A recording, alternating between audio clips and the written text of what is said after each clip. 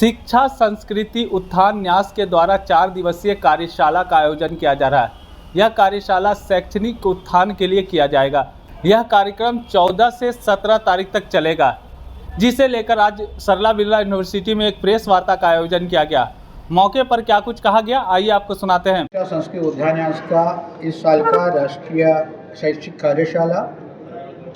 कार्यशाला इस वर्ष 2 प्रकार का है। एक पहले कार्यशाला का अंग रहेगा, दूसरा 3 दिवसीय अभ्यास वर्ग रहेगा। अपना कार्यकर्ता मतलब वो शिक्षा क्षेत्र के प्रोफेसर है, शिक्षक है, कुलपति है, ऐसे लोग हैं।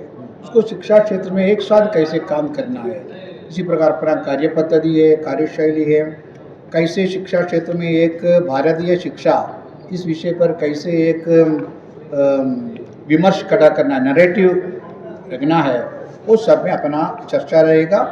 और शिक्षा नीति, राष्ट्रीय शिक्षा नीति आने के बाद 3 साल हो गया और ये 3 साल में अब सरकार और सभी लोग इसमें बहुत काम किया है, लेकिन बहुत चुनौती भी आती है। इतना बड़ा एक कॉम्प्लेक्स एरिया है अपना शिक्षा क्षेत्र, स्कूली शिक्षा लेकर उच्च शिक्षा तक, और एफिलिएटेड यूनिवर्सिटी है, एफिलिएटेड कॉलेज है, प्राइवेट है, डीम्ड है, बहुत कॉम्प्लेक्स एरिया है। इसलिए वो सब कैसे वो चुनौतियों के हमको कैसे उसका एड्रेस करना है, उसी प्रकार शिक्षा संस्कृति उत्थान न्यास का क्या मत है, क्या हमारा सोच है, उसके विषय पर हमारा एक प्रस्ताव भी रहेगा। सर, मुख्य रूप से कौन कौन लोग आएंगे?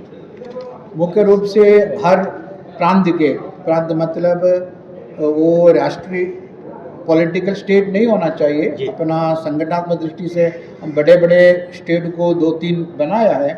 उसी प्रकार वहाँ के अध्यक्ष, संयोजक, सह संयोजक और अपने विषय है, अलग अलग विषय है, 10-11 विषय है। ऐसे विषयों का प्रांत का प्रमुख जिस नाम सर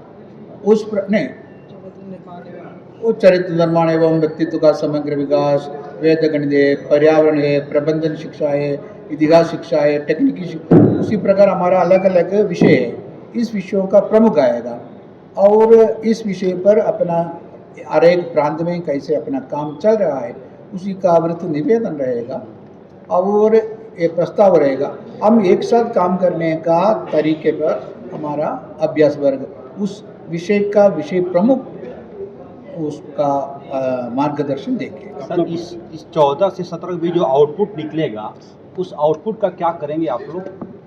ये हमारा प्रमुख विषय ये है, शिक्षा के परिवर्तन के लिए सरकार और समाज और पूरे संस्था एक साथ काम करना है।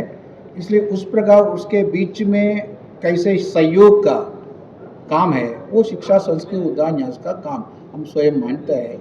इसलिए अलग अलग यूनिवर्सिटियों को, अलग अलग शिक्षा संस्थाओं को एक साथ लाकर कैसे शिक्षा नीति लागू करना है, शिक्षा में परिवर्तन लागू करना है, लेना है। इस प्रकार हमारा कार्यकर्ता ज़्यादा ट्रेंड होगा और वो जाकर ज़्यादा तेज़ी से हमारा काम कर सकता है, उसका एफिशिएंसी बहुत आगे जाएंगे। इसके आधार पर प्रांत में जाकर पूरा लोग अपने कार्यकर्ताओं के एक साथ इधर नहीं ला सकता है। इसलिए इसका फॉलोअप में अनुवर्ती काम के हर प्रांत में 1 महीने के अंदर ट्रेनिंग कैंप शुरू करेंगे। मैं विनोद हूँ, मूल केरला का निवासी है, शिक्षा संस्कृति उत्थान न्यास का राष्ट्रीय सह संयोजक, ऐसा दायित्व आएंगे। कार्यक्रम का उद्घाटन कल 14 तारीख को शाम 4 बजे होगा। इसमें मुख्य रूप से हमारे एसोसिएशन ऑफ इंडियन यूनिवर्सिटीज़, जो कि सब यूनिवर्सिटीज़ का एक एसोसिएशन है, उसके जो सेक्रेटरी जनरल हैं डॉक्टर पंकज मित्तल, जो पहले यूजीसी में भी थी और बहुत बड़ी शिक्षाविद हैं, वो रहेंगी मुख्य रूप से। और हमारे शिक्षा संस्कृति उत्थान न्यास के राष्ट्रीय सचिव डॉक्टर अतुल भाई कोठारी, जो अपने आप में बहुत शिक्षा का बहुत फैला रहे हैं पूरे भारतवर्ष में, और डॉक्टर प्रदीप वर्मा, जो राज्यसभा सांसद हैं रांची से, वो रहेंगे। इसमें राज्यपाल का आना निश्चित हुआ था पहले, पर राज्यपाल का ऑफिस है, उनको कुछ दूसरे राज्य में कोई और काम आ गया है, तो उसमें नहीं हो पाएंगे। मैडम, ये अभ्यास वर्ग कैवा है, कितना इससे पहले कहाँ हुआ है? ये हर वर्ष पूरे भारत में हर वर्ष होता है और कितनावा हुआ है वो राष्ट्रीय कार्यशाला हर वर्ष होता हर है। वर्ष। अभ्यास वर्ग राष्ट्रीय अभ्यास में पहली बार है। पहली अभ्यास पर पहली बार पहली बार है। राष्ट्रीय शैक्षिक कार्यशाला हर वर्ष अलग अलग राज्यों में अलग अलग प्रांतों में होती क्या फर्क है अभ्यास वर्ग और कार्यशाला में? राष्ट्रीय कार्यशाला में सब शिक्षाविद जुड़कर हम विमर्श करते हैं समस्याओं के समाधान कैसे निकल सकते हैं, और अभ्यास वर्ग जो मेनली है वो ट्रेनिंग सेशन है। हमारे जो 400 लोग इस समय जो आ रहे हैं, हमारे हज़ारों कार्यकर्ता जुड़े हुए हैं जो शिक्षा में हमारी भारतीयता लाने के लिए अपने कार्य कर रहे हैं अलग अलग प्रांतों में, उनको हम कैसे मास्टर ट्रेनर्स के रूप में डेवलप करें ताकि वो अपने अपने प्रांत में और ट्रेनिंग दे के अपने नीचे के कार्यकर्ताओं को करें। जब तक हम, जैसे प्रश्न भी आया था, लास्ट माइल तक हम नहीं पहुंच जाते हैं, अपने कार्यकर्ता अपने ट्रेन नहीं कर लेते हैं, तब तक जो हम कर रहे हैं शिक्षा के उसमें भारतीयता लाने के लिए और सुधार के लिए वो पॉसिबल नहीं है। तो ये अभ्यास वर्ग का मेन पर्पस यही है कि जितने 400 लोग यहाँ आए हैं उनको ट्रेन करें, मास्टर ट्रेनर्स बनाएं, वो अपने प्रांत में जाके नए कार्यकर्ता जोड़े, नए लोगों को ट्रेन करें। नाम है कैमरे को। मैं प्रोफेसर डॉक्टर सविता सेंगर, मैं क्षेत्रीय अध्यक्ष हूँ शिक्षा संस्कृति उत्थान न्यास की झारखंड और बिहार की, और कुलपति हूँ झारखंड। इतनी सारी चीज़ें हैं जिनको एकत्रित होके एक जगह पर सभी को यदि बताया जाए, उसकी क्या आवश्यकताएं हैं। पहली आवश्यकता तो यही है कि जो पुरानी शिक्षा थी या जो दी जा रही थी उसका बदलाव होना ज़रूरी है।